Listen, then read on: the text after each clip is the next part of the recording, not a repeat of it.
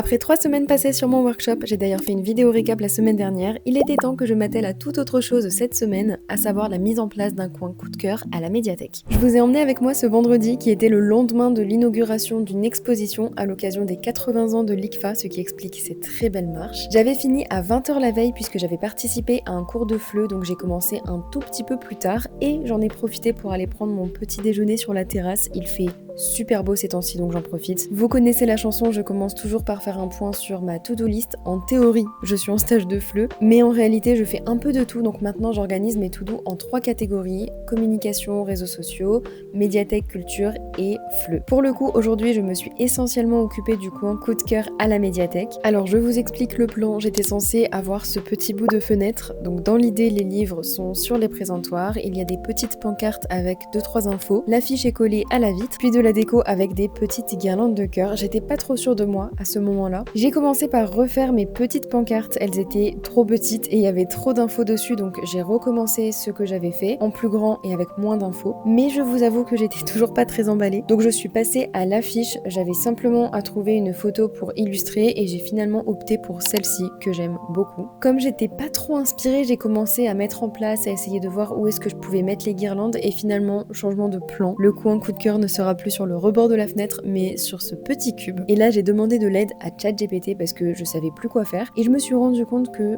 less is more, less is better, less is everything.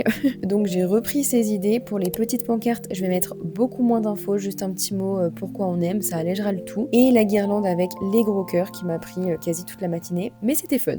Ici, mon affiche est faite, il faut juste que je l'imprime et que je la plastifie. Je vais rajouter un autre petit cadre à côté parce qu'à chaque fois on change de thème et je vais faire comme ChatGPT, je vais rajouter juste une guirlande avec des gros cœurs. Les petites pancartes, je vais les changer, je vais les simplifier. Vraiment, on va miser sur la simplicité parce que là, je veux trop faire, sauf que c'est moche. Donc j'aime pas. Je vous ai parlé d'un petit cadre avec le thème, puisque dans l'idée c'est qu'on change tous les mois de thème et qu'on fasse une sélection de divers médias, romans, DVD, BD, etc. Ça reste quand même tourné vers le FLE puisque c'est à destination des apprenants, mais tous les niveaux sont confondus, les tranches d'âge, etc. Juste pour ces premiers coups de cœur que j'ai présentés d'ailleurs en vidéo sur l'insta de l'ICFA, on s'est concentré sur une sélection de livres pour les débutants niveau A1. Retour à la guirlande, j'ai imprimé des gros cœurs, je les ai découpés, puis j'ai fait des petites entailles pour pouvoir passer le fil. Je vous ai fait un tuto.